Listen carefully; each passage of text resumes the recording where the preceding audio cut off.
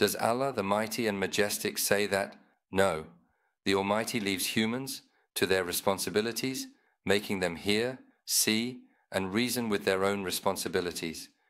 In this process, He praises those who use these faculties, take responsibility, strive to know the Almighty, seek the truth, do not confine themselves to knowledge, and are open to all kinds of information, those who listen to the word and follow the best of it, if one cannot digest the right knowledge immediately upon learning it.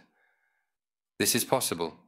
In other words, we may not understand it at first, because understanding also requires a certain accumulation of knowledge. It may seem counterintuitive at first. What will we do? We won't show it. They will call us disbelievers.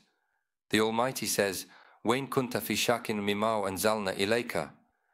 If you are in doubt about what we have revealed to you, do not remain silent. Do not hide it. He does not say that. Fas'al, ask. Fas'al, ask. In another verse, وَلَا تَكُونَنَا وَمِنَ الْمُمْتَرِينَ. Do not be among those who are filled with doubt, living in doubt, always at that level. This is forbidden. Ask, research, and come out of doubt. You have these tools at your disposal.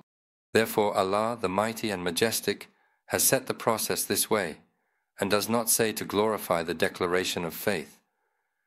At the very beginning of the process of recognizing faith, what does He say? Know that there is no deity but Allah. Understand and gain knowledge, though, that there is no God other than Allah. You can perceive this with your mind and heart. The Creator is the sole power